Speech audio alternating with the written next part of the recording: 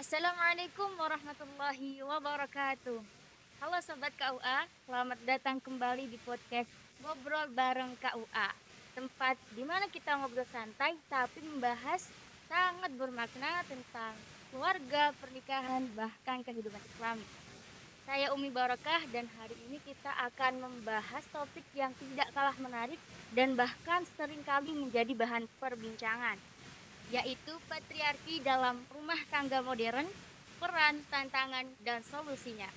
Kita tahu bahwasanya di tengah masyarakat ini budaya patriarki itu masih sangat ada.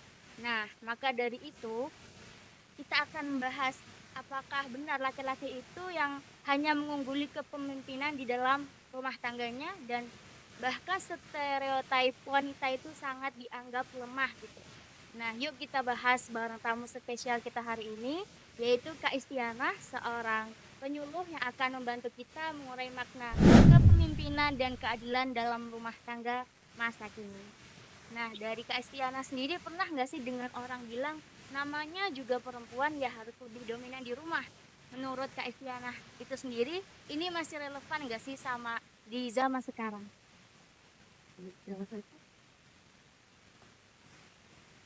Eh, kalau kita mendengar nama Susiati, sebenarnya untuk saat ini tidak relevan ya, karena saat ini kan seperti kita ketahui bahwa pemuda-pemuda sekarang tuh kita juga sudah berpikiran maju ya. Jadi kalau untuk berpikiran Susiati itu sudah bukan zamannya lagi. Apalagi sekarang kan para calon-calon yang ingin harus mengikuti dulu pendidikan perkawinan, di mana di situ kita diajarkan bagaimana cara apa namanya menjalani Baik, kalau kita lihat pasangan muda zaman sekarang nih Kak Isti, kayaknya tuh kan udah banyak yang mulai berbagi peran ya. Tapi masih banyak juga yang merasa takut kalau dibilang itu istri terlalu dominan. Jadi gimana Kak Isti itu bisa menyikapinya? sebelum kita mengetahui. Jadi sebenarnya ada di dalam diri kita ya. Ya, seorang pasangan atau seorang suami, dia berpikiran terbuka dan tidak ada fan-fan aja gitu. Kembali lagi ke pemikiran itu. Jadi ketakutan itu adalah hanya rasa. Nah, jadi ya nggak perlu takut. Kalaupun memang si istri itu apa namanya, saya sih bukan mendominasi ya. Misalnya dia lebih banyak berperan di dalam keluarga. Itu hanya keaktifan seorang istri aja. Dan eh, bukan berarti dia harus mendominasi di dalam keluarga. Nah inilah dibutuhkannya keterbukaan dari komunikasi. Oke Kak Isti, menurut Kak Isti sendiri, kan masih ada nih orang yang memikirkan tuh bahwasanya perempuan itu dapur, sumur, dan kasur gitu. Nah, Kak Isti sendiri setuju nggak sih bahwasanya derajat istri dan suami itu setara? Dan kalau dari pandangan Islam sendiri itu gimana? Oh, iya dong. Jadi kalau yang bilang hanya tempatnya di dapur, sumur, dan kasur ya. Menurut saya itu adalah sebelum zaman jahiliyah ya. Dan kalau Nabi sendiri itu adalah sudah merupakan derajat perempuan. Karena kalau kita belajar dari rumah tangganya seorang panutan kita Rasulullah, beliau itu sangat memuliakan istrinya. Contoh saja ketika pakaian Rasulullah SAW, beliau tidak serta-merta menyuruh istrinya untuk memperbaiki atau menjahit, tapi beliau memperbaiki sendiri. Nah ini kan salah satu kemajuan atau Rasul mengangkat derajat para perempuan ya. Jadi, saya nggak sependapat kalau istri itu tugasnya hanya di kasur, dapur, dan sumur. Apalagi zaman sekarang lah. Makanya inilah dibutuhkannya pengetahuan sebagai seorang laki-laki itu harus belajar gender. Jadi dia harus mengetahui perannya, dan di dalam kitab buku itu juga ada dan kehidupan antara suami dan Oke, baik. Berarti untuk menuju keluarga sakinah itu suami dan istri itu sama-sama membangun keluarga dan sama-sama berperan ya, Kak. Bukan hanya kayak hanya suami saja yang memimpin dan istri itu hanya manut-manut saja, seperti itu ya Kak? Betul banget. Makanya dibutuhkan adanya saling komunikasi. Nah, ini pelajaran juga untuk kita. Jadi memang benar yang kalau kita mencari calon, kita benar nggak itu bukan berarti itu dalam hal harta saja, tetapi dalam hal pemikiran, dalam dalam hal itu jadi bukan hanya harta, bukan hanya itu semuanya. Supaya apa? Supaya nanti ketika kita bermusyawarah atau berkomunikasi itu tidak jomplang. Jadi kan bisa saling memahami. Dan kalau dari apa ya, yang saat ini sedang digaungkan oleh NU atau kebetulan saya aktif di KKN ini ya. Jadi lebih dikenal dengan keluarga masak. Oke, ini kan berarti patriarki sangat tidak recommended untuk keluarga sakinah. Ya Nah, dong. gimana sih Kak kita itu menghadapi atau menyikapi tekanan sosial atau keluarga yang besar tapi masih kental patriarkinya gitu? Oke. Ini kembali lagi kepada pengetahuan ya. Memang mungkin di dalam keluarga eh, masih ada pemikiran patriarki ya. Mungkin itu digaungkan oleh orang tua zaman dahulu, tapi kalau untuk saat ini itu sudah tidak sangat relevan. Makanya kita harus membuka diri kita untuk belajar. Jadi antara suami dan istri itu harus tetap belajar. Nah, kenapa? Karena pernikahan itu adalah ibadah yang dilakukan sepanjang masa, artinya sepanjang masa ini adalah seumur hidup kita. Jadi memang dalam pernikahan itu tidak mungkin dalam pacaran ya, dalam pacaran kita ternyata itu berbeda ketika kita sudah melakukan pernikahan. Ada hal-hal baru yang mungkin bisa kita temui dari pasangan. Dan disitulah kita perlu memahami apa itu dengan yang lainnya. Kadang-kadang dalam pacaran itu kalau sudah mengenal, kita beda sekali. Sifat asli pasangan itu akan makanya di sini disebutkan saling menyempurnakan, atau kalau bahasa dalam apa namanya itu bimbingan perkawinan adanya kesalinan. Kesalinan ini adalah saling melepas, saling memberi dan saling menerima. Oke, berarti kita pacaran itu bukan jaminan untuk bisa mengenal lebih dalam pasangan, tetapi kita itu bakalan tahu pasangan kita yang sebenarnya ketika kita sudah berumah tangga ya Kak. Betul sekali. Nah, menurut Kak Esti sendiri bagaimana sih cara membangun rumah tangga yang setara, adil, dan tetap Islam? Ya, membangun rumah tangga yang maslahat ya.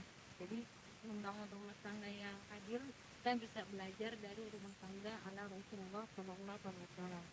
Yang namanya seorang pemimpin itu kan mengayomi ya. Jadi ya sebagai pemimpin makanya harus bisa mengayomi, harus bisa menjadikan teladan bagi anggotanya, dan anak-anaknya. Kalau kepala rumah tangga anggota pada datang tahu, yang pasti harus saling berkomunikasi, bermusyawarah dalam hal apapun.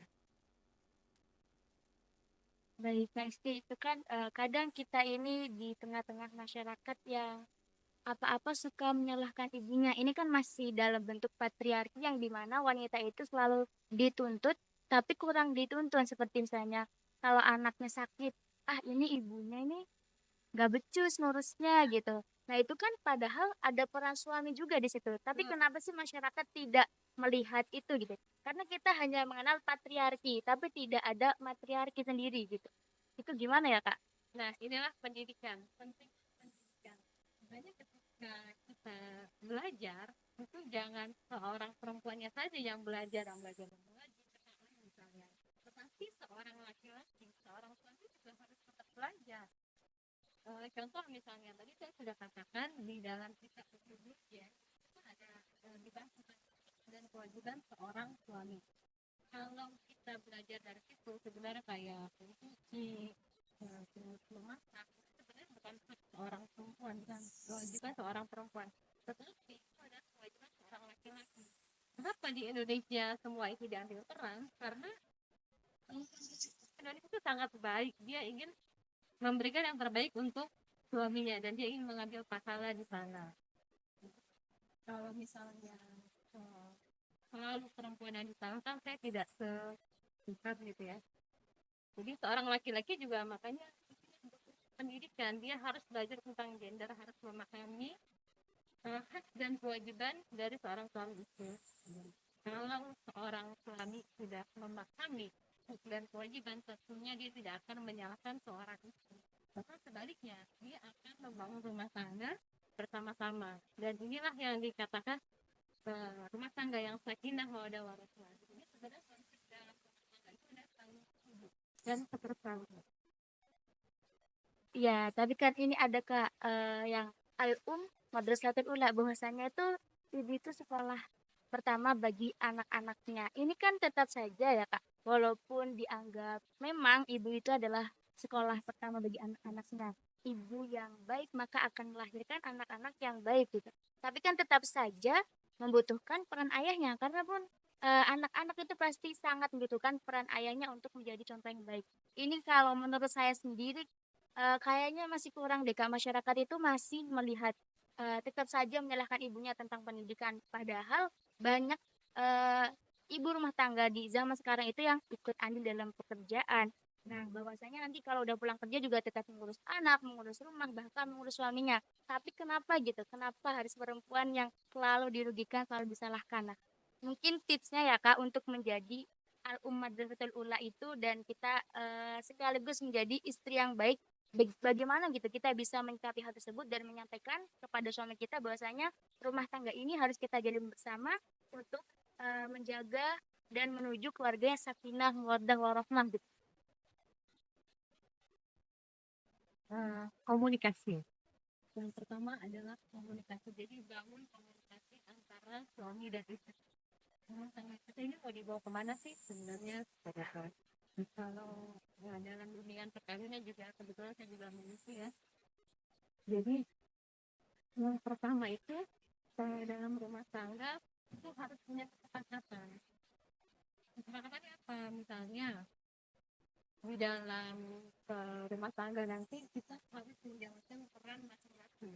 Jadi ketika istri bekerja, maka seorang suami itu harus mengganti pekerjaan istri. Jadi nggak semua yang dilakukan oleh istri itu, misalnya selama ini kita sering melihat ya, nah, istri bekerja, maka dia harus menyiapkan sarapan, dia harus mencuci juga, dia harus mengantar anak juga. Nah ini kan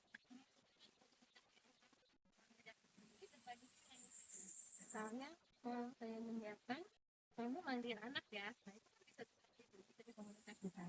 Saya yakin komunikasi dibangun dengan baik, maka akan diterima dengan baik. Yang penting bicara dengan baik-baik, komunikasikan, musyawarahkan. Betul, baik. Nah, di tengah-tengah zaman sekarang ini kan kita mungkin mengenai dengan Gen Z. Gen Z itu kan bahkan mengikuti standarisasi TikTok, Kak, Ya, untuk hubungan-hubungan kayak gitu. Nah, menurut apa Kak tuh standarnya?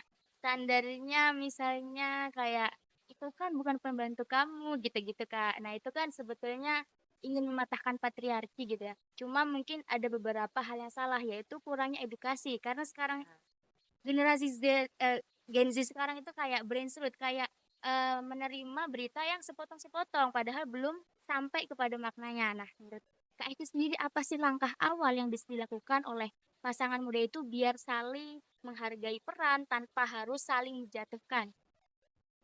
Banyak belajar, banyak baca buku, atau kalau kita yang memang sudah memahami buat konten gitu.